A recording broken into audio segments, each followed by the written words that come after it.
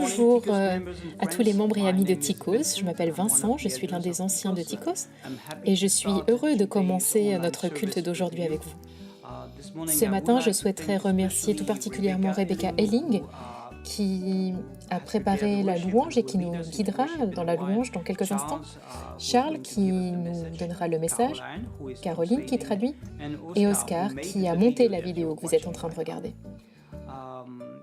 Vous savez que nous avons des réunions de prière courant de semaine. Ce sont les jeudis soirs de 19h à 19h30. C'est une réunion Zoom. Donc si vous êtes intéressé, vous pouvez m'envoyer un email et je vous enverrai le lien à suivre pour nous rejoindre. Nous continuons notre lecture de la Bible. Nous lisons un chapitre par jour. Actuellement, nous lisons le livre de 2 Corinthiens et aujourd'hui, c'était le chapitre 12, donc nous arrivons à la fin de ce livre. Le prochain livre, nous le commencerons ensemble mardi et ce sera le livre de Galates. Alors, rejoignez-nous, restez avec nous, regardez également les vidéos que Charles poste tous les jours. Vous pouvez les trouver sur notre chaîne YouTube. Et je tiens vraiment à remercier Charles de faire ces vidéos tous les jours. Cette semaine, vous avez certainement entendu les nouvelles du gouvernement concernant la prochaine phase du déconfinement. Malheureusement, nous n'avons pas eu beaucoup d'informations supplémentaires concernant les réunions d'église. Étant donné les conditions de notre bâtiment, de l'endroit où nous nous retrouvons, et les mesures strictes que nous devons suivre, c'est vraiment très compliqué d'avoir un service normal dans nos locaux. Donc, avec les anciens, nous avons eu des discussions à ce sujet. Nous allons attendre encore 2 semaines avant de prendre des décisions. Nous pensons maintenant à différentes manières de nous retrouver courant du mois de juillet, probablement la deuxième partie du mois de juillet. Ça peut être dans nos locaux ou peut-être pas, ce sera peut-être ailleurs. Mais nous avons vraiment envie de nous retrouver et ce sera peut-être au mois de juillet, mais nous sommes encore en train d'y réfléchir. Nous pensons par contre que la situation actuelle de l'épidémie en France permet que les groupes de maison reprennent. Si vous êtes intéressé, vous pouvez contacter le responsable de votre groupe de maison. Et si vous voulez rejoindre un groupe de maison et que vous n'avez pas encore de groupe de maison, vous pouvez aller sur notre site internet et vous pouvez contacter l'un des groupes ou l'un des anciens, Charles, François, Arsène ou moi, et nous vous donnerons les contacts des responsables de groupes de maison. On voudrait insister ici sur quelque chose de très important. Même si les groupes de maison sont des petits groupes, c'est vraiment important de suivre les mesures sanitaires. Et on vous rappelle seulement quand vous arrivez dans votre groupe de maison, que vous repartez, lavez-vous les mains, utilisez du gel hydroalcoolique, évitez les contacts physiques directs. Pour certains d'entre nous, c'est difficile de ne pas se faire la bise ou de serrer les mains, mais continuez s'il vous plaît de respecter les mesures sanitaires. Essayez de maintenir les distances physiques autant que possible. Si vous pouvez, essayez vraiment de maintenir le mètre de distance entre vous. Et ne rejoignez pas, n'allez pas au groupe de maison si vous êtes malade, ou si vous avez des doutes, ou si vous avez été en contact avec quelqu'un qui est potentiellement malade. Ne rejoignez pas les membres de votre groupe cette semaine-là, allez-y la semaine suivante, enfin voilà, essayez de respecter les mesures sanitaires. Nous espérons pouvoir nous retrouver bientôt, face à face.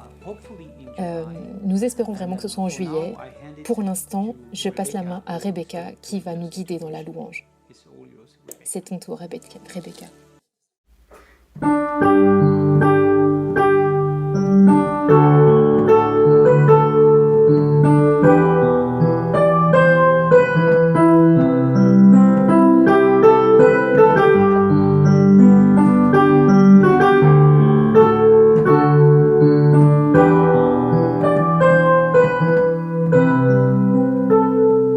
All these pieces broken and scattered in mercy.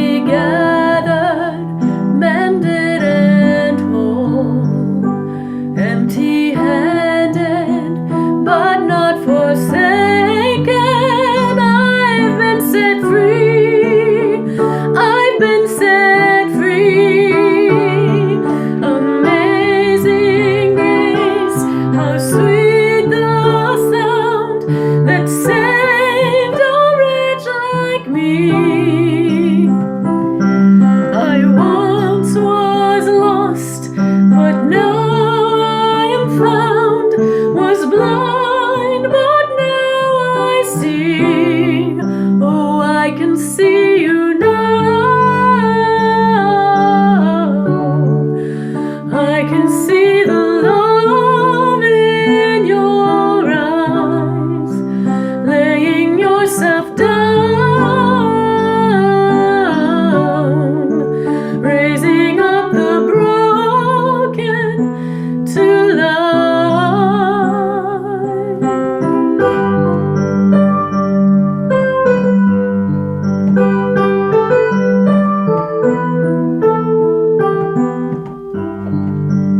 Take your failure, you take your weakness, you set your treasure in jars of clay. So take this heart, Lord, I'll be your vessel, the world to see your life in me. Oh, amazing grace, how sweet the sound that saved a wretch like me. I once was lost, but now I am found, was blind, but now I see. Oh, I can see you now. I can see the love in your eyes, laying yourself down, raising up the broken to life.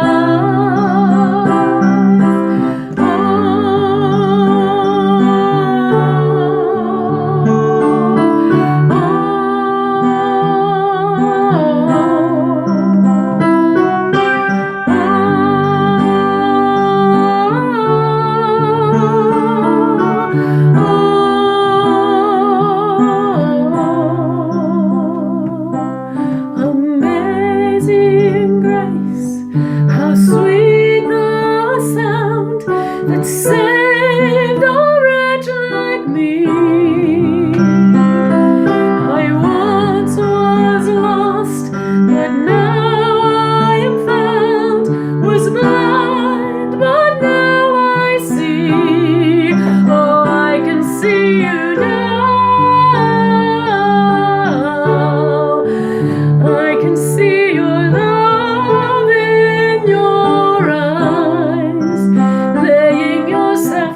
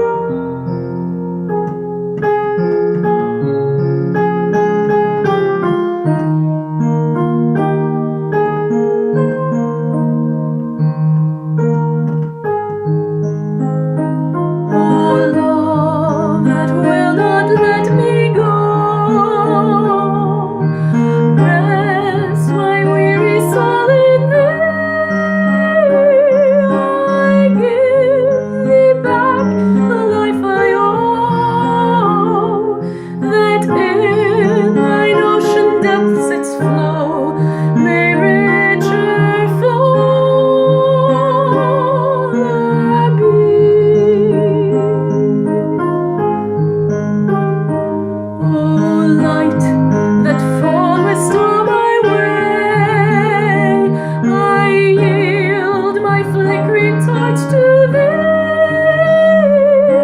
My heart restores its borrowed ray, that in thy sunshine's blaze its day may brighter, fairer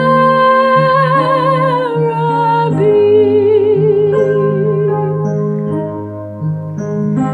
O joy that seekest me through pain, I cannot close my heart to thee. I trace the rainbow through the rain and feel the promise is not vain, that morn shall tearless be.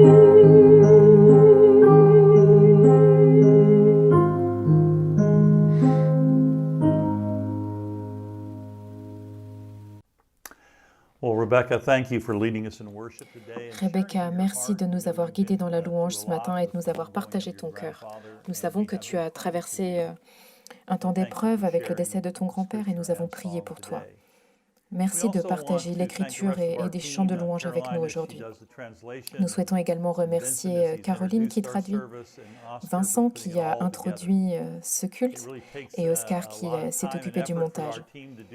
Ça demande beaucoup de temps et d'efforts pour notre équipe de monter ces cultes chaque semaine et nous sommes reconnaissants de pouvoir proposer ces cultes à notre congrégation et au-delà. Je souhaite remercier les papas aujourd'hui, c'est la fête des pères, donc joyeuse fête à tous les pères. Nous sommes reconnaissants pour nos pères, nos grands-pères et les hommes d'influence dans nos vies qui nous ont vraiment dirigés vers Jésus-Christ en prenant soin de nous, en nous protégeant toutes les années de notre enfance. Nous sommes vraiment reconnaissants. Je souhaiterais que nous fassions quelque chose qui reflète notre dépendance à Dieu. C'est le thème que nous étudierons dans l'Écriture aujourd'hui, celui de venir à Dieu dans nos faiblesses.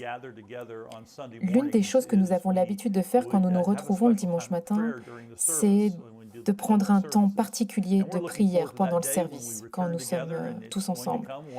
Nous attendons ce temps où nous pourrons tous nous retrouver, et ça viendra un de ces jours dans le temps de Dieu. Mais je souhaite que nous prenions maintenant quelques moments pour prier.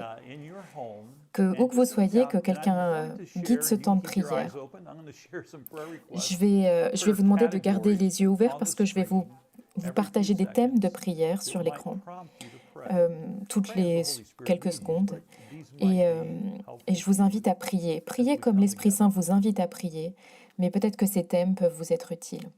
Prions.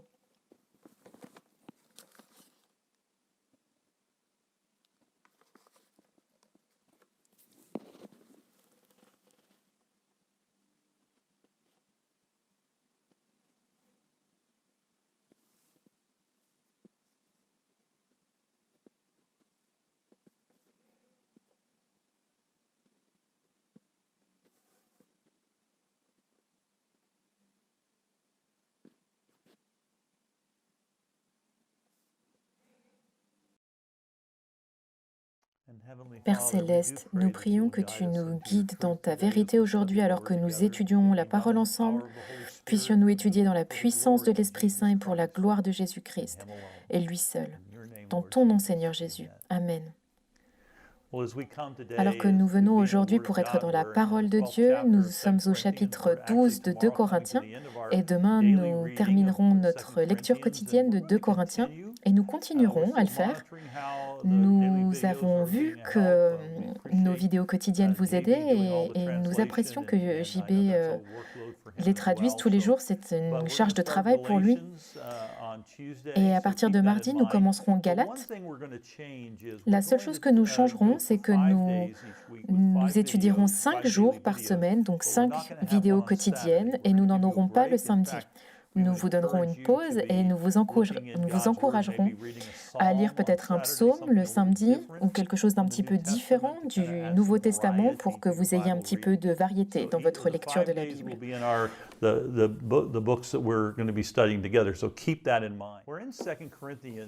Nous étudions 2 Corinthiens 12. C'est l'un des passages les plus remarquables de l'Écriture. Je souhaiterais que nous lisions ensemble les versets 7 à 10. Et pour que je ne sois pas rempli d'orgueil à cause de ces révélations extraordinaires, j'ai reçu une écharde dans le corps, un ange de Satan pour me frapper et m'empêcher de m'enorgueillir. 3 fois j'ai supplié le Seigneur de l'éloigner de moi, et il m'a dit, « Ma grâce te suffit, car ma puissance s'accomplit dans la faiblesse. » Aussi je me montrerai bien plus volontiers fier de mes faiblesses, afin que la puissance de Christ repose sur moi. C'est pourquoi je me plais dans les faiblesses, dans les insultes, dans les détresses, dans les persécutions, dans les angoisses pour Christ. Car quand je suis faible, c'est alors que je suis fort.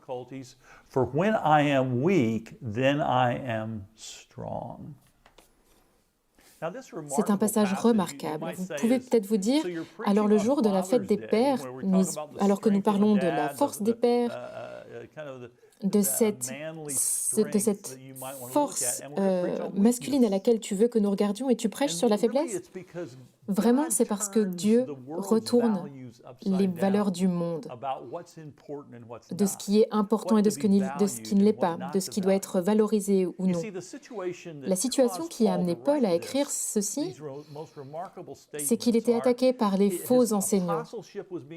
Son titre d'apôtre était remis en question. Et les critiques dont il était victime étaient qu'il était faible ou fragile d'une certaine manière, ou qu'il souffrait. Et pour eux, ces faux enseignants, ces apparences communiquaient l'inverse. Il devait être un grand orateur, il devait avoir plein de capacités et de dons. Et ton apparence est tellement importante. Alors oui, il cadrerait bien avec le monde dans lequel nous vivons aujourd'hui aussi. Mais Paul, il a retourné tout ça. Et ce qu'il fait, et c'est probablement cette histoire d'écharde dans la chair, il y a beaucoup de commentaires qui varient, mais ils sont tous d'accord là-dessus. C'est que cette écharde était une maladie physique. Et quand il fait mention à l'ange de Satan, il revient à 1 Corinthiens 5, comme quoi Dieu permet que ça arrive, Dieu ne l'a pas retiré. Alors nous arrivons à ce passage et nous reconnaissons que certains de ces faux enseignants disaient « Alors parce que tu es physiquement malade, peut-être que tu as un problème avec ta vision ou un handicap physique.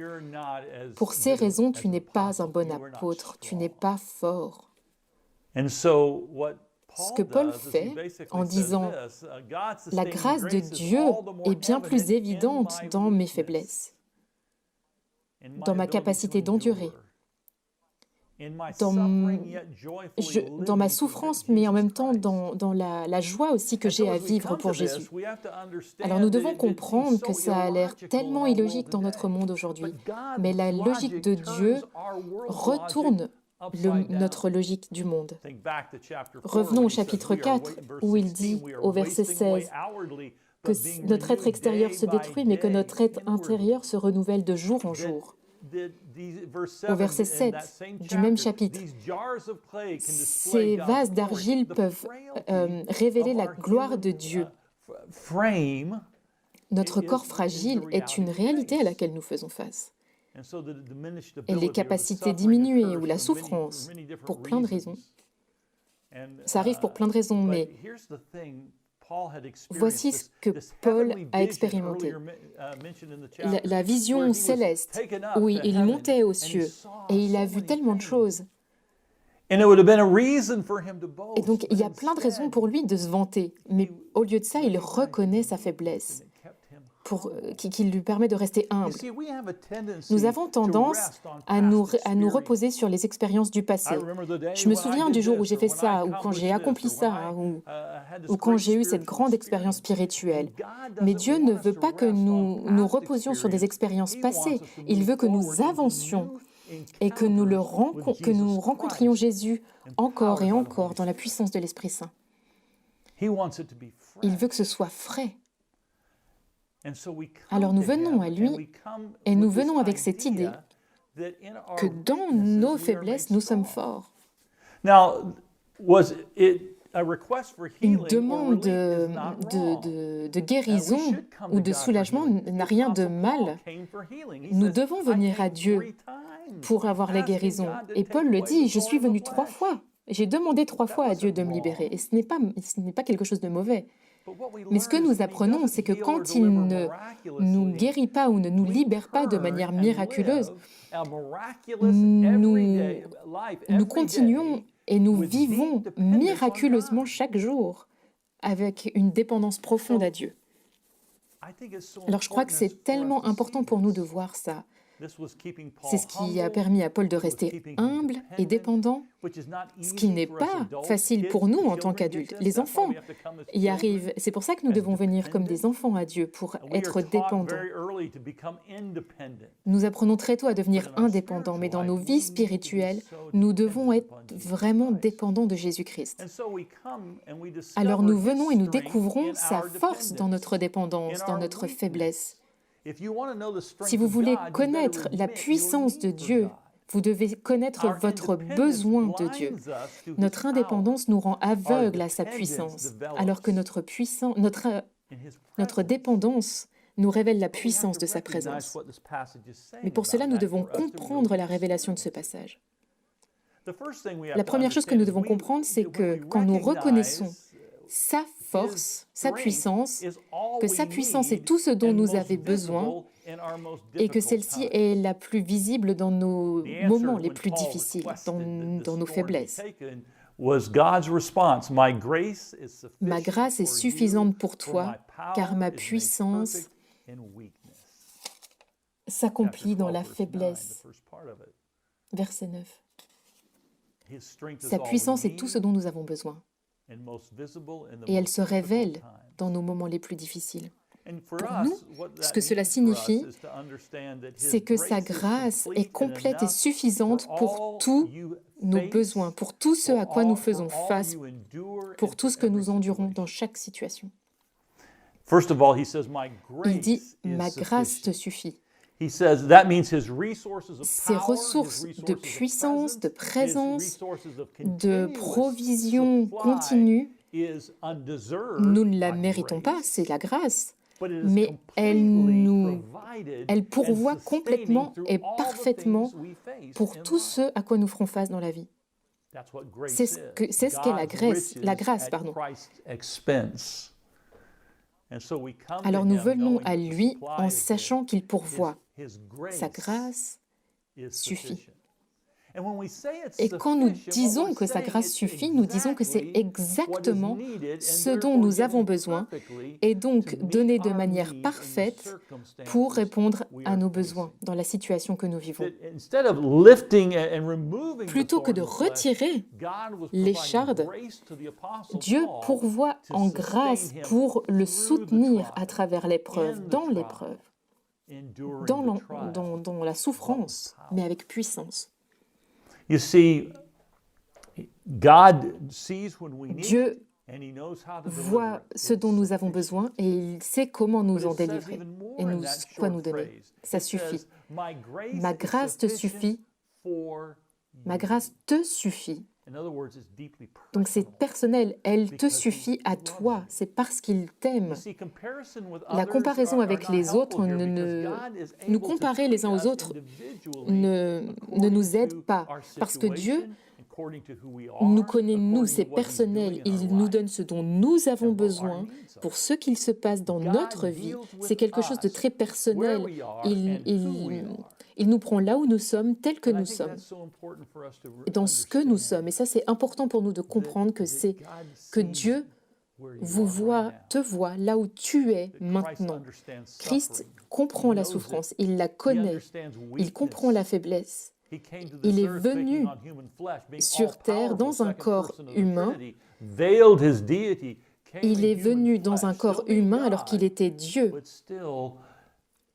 mais il a fait face à la souffrance et à l'épreuve et à la difficulté et même à la mort sur la croix. Donc vous voyez, sa force se révèle dans notre plus grande dépendance à lui. La raison pour laquelle nous posons des diamants sur du velours noir, dans une bijouterie par exemple, c'est parce que ça montre leur brillance, leur luminescence, leur beauté, en contraste avec l'obscurité.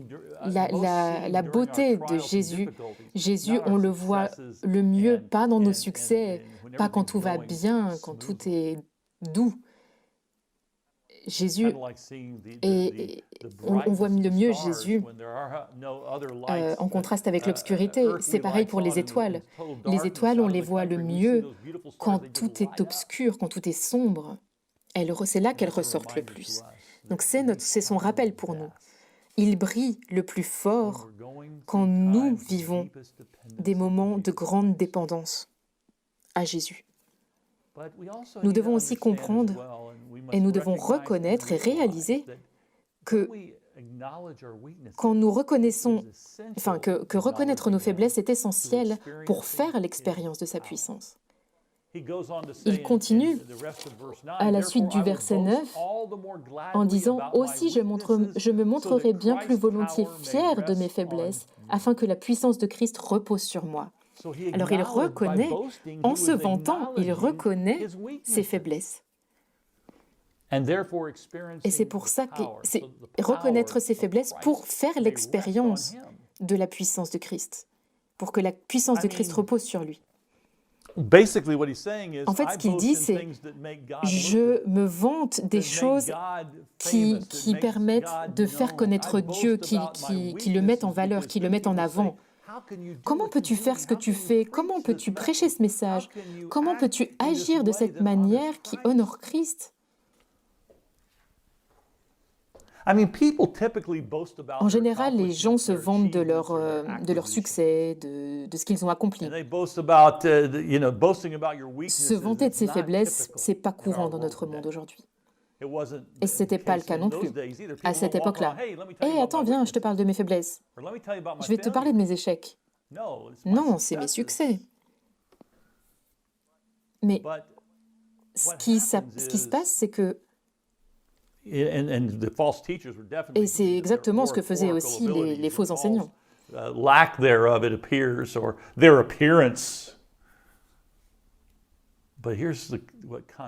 Voilà ce qui les contredit, ces faux enseignants. Mes faiblesses invitent Dieu à se révéler, dans des manières qui me permettent de servir et d'être spirituellement fort. Les fruits de l'esprit, en fait. Les fruits de l'esprit qui s'expriment pendant les moments de difficulté et qu'on est capable encore d'être en ministère auprès des autres. Ça, c'est ce qui révèle Dieu. Reconnaître nos faiblesses est une opportunité de devenir profondément conscient et de nous aider à faire ce que Dieu veut que nous fassions. Paul ne dit pas « je suis faible, donc je ne vais pas servir », mais il dit « malgré mes inadéquations, je viens et je sers, et parce que je sers, il va me donner l'assurance et la capacité de servir. » Au lieu de dire « je suis faible, je ne peux pas le faire », je dis « je suis faible, mais Dieu va le faire. Parce que Dieu est en moi et il me donne sa puissance, je vais le faire. »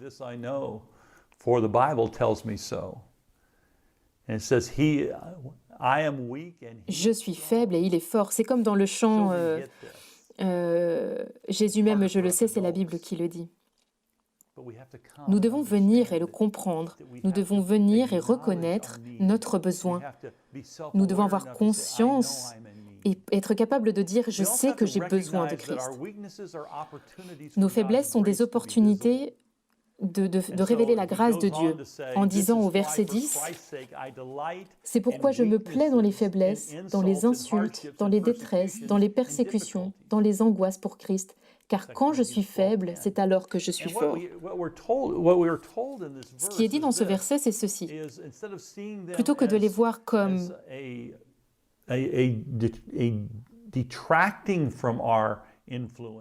quelque chose qui vient casser nos opportunités de montrer la grâce de Dieu, ce sont des opportunités au contraire.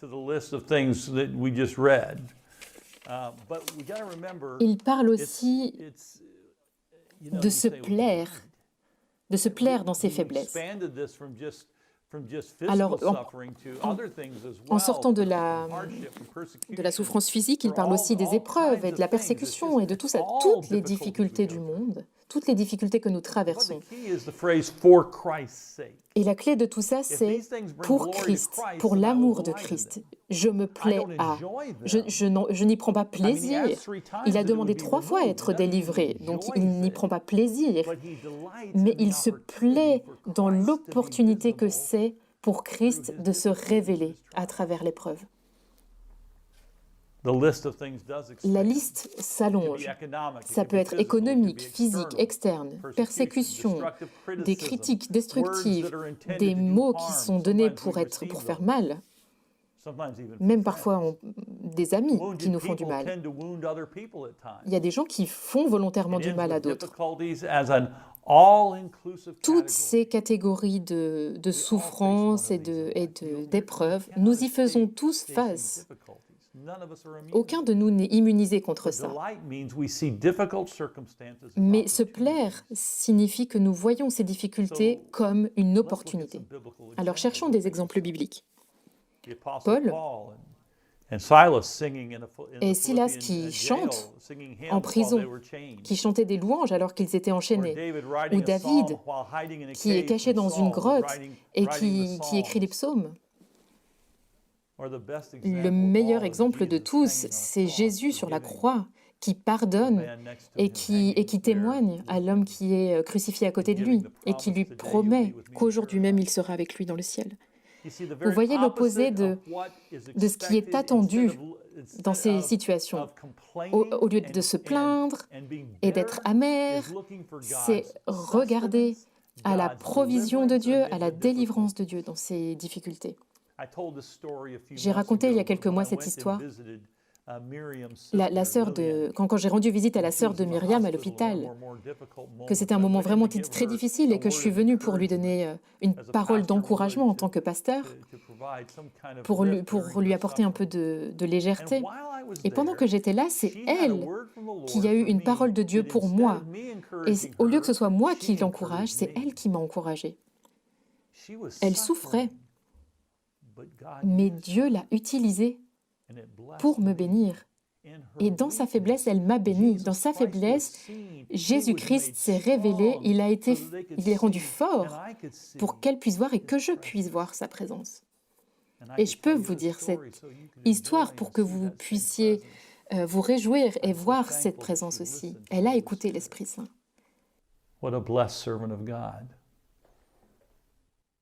Nous devons aussi comprendre que notre dépendance en Christ, à Christ, doit s'exprimer de manière pratique. La dernière partie du verset 10, « Quand je suis faible, c'est alors que je suis fort ». C'est reconnaître la faiblesse et il y a des actions qui prouvent que nous le faisons. Par exemple, quand je suis dépendant de lui, je suis capable de recevoir sa force et de l'utiliser pour sa gloire. Mon indépendance et mon arrogance empêchent sa grâce de couler vers moi. C'est l'attitude de la faiblesse et de la dépendance qui permettent à la grâce de venir. Dans la prière, par exemple, comme un enfant qui demande à son père en levant les bras « Porte-moi, s'il te plaît ». Alors nous venons dans la prière pour dépendre de Dieu avec la foi d'un enfant. Ça s'exprime dans la volonté de servir. Quelqu'un qui utilise sa faiblesse comme excuse pour ne pas servir limite la puissance de Dieu dans sa vie et empêche que la puissance et la gloire de Dieu se révèlent. Il y a des personnes qui sont amères envers Dieu, mais il y a des personnes qui le servent. Et nous faisons l'expérience de sa puissance dans le service. Ça s'exprime aussi en recherchant la volonté de Dieu avant la nôtre. Cette confiance dans la soumission nous donne la force d'endurer. Ça s'exprime aussi dans la reconnaissance. Ce n'est pas la réponse normale de rendre grâce à Dieu dans la souffrance et de l'honorer. Mais c'est quelque chose qui nous transforme. Et ça s'exprime aussi dans le fait d'apprendre ce que Dieu veut que nous voyons dans la souffrance. Comment est-ce que tu veux utiliser cette situation pour aider d'autres qui feront face un jour à cette situation eux-mêmes? Qu'est-ce que je dois changer dans ma vie? Toutes ces choses nous aident dans nos faiblesses.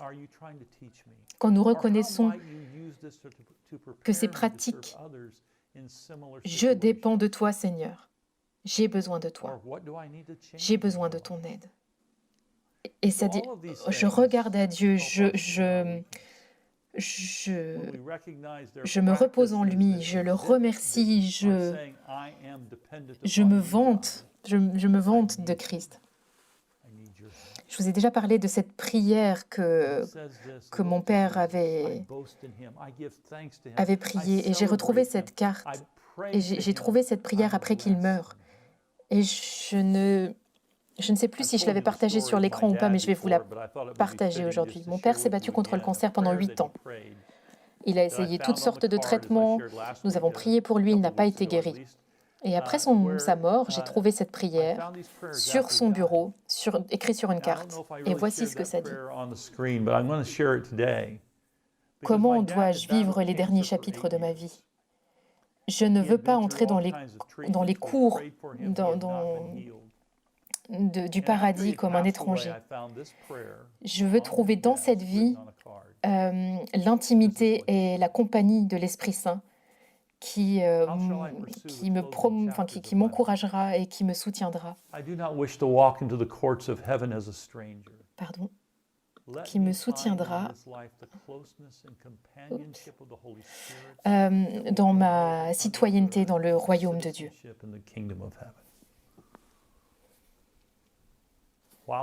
Tout en souffrant dans la souffrance, il disait, « Dans ma faiblesse, rapproche-moi de toi, Seigneur Jésus. Permets-moi de te servir, de te suivre. » Vous voyez, quand nous sommes faibles, il est fort. La chanson que les enfants chantent, « Oui, Jésus m'aime, oui, Jésus m'aime, oui, Jésus m'aime. » La Bible me le dit. Et oui, quand je suis faible, il est fort. Père, nous prions ta bénédiction sur tous ceux qui souffrent aujourd'hui. Seigneur, que dans leur faiblesse, tu pourvois de la puissance. Si c'est ton souhait de les guérir, guéris-les. Mais alors, si ton souhait n'est pas de les guérir, soutiens-les par la puissance de l'Esprit Saint pour qu'ils puissent persévérer, qu'ils puissent avoir confiance. Qu'ils puissent avoir confiance. Que tu puisses, oui, les soutenir. Soutiens-nous miraculeusement par le pouvoir de l'Esprit Saint pour servir, pour avoir confiance et pour nous vanter de la grandeur de Jésus-Christ. Dans ton nom précieux. Amen.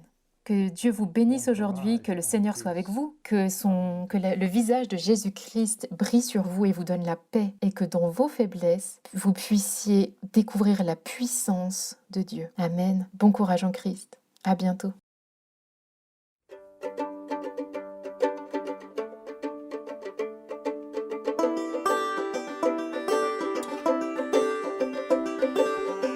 En ces temps de malheur, il est de bon ton de tout croire, de confier son futur au hasard.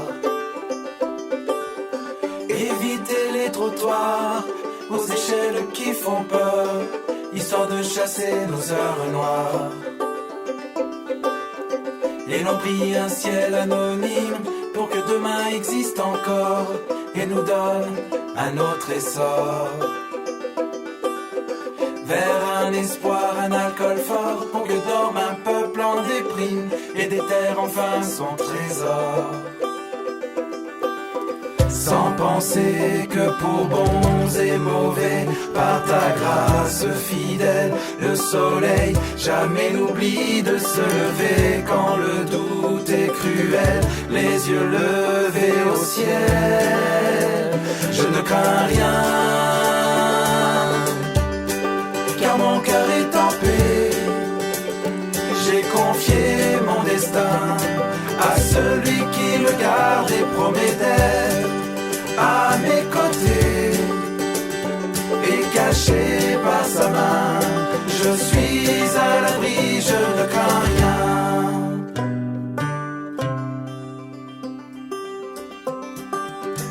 En ces temps où les peurs envahissent innocents et coupables, où vieillir et drame intolérable,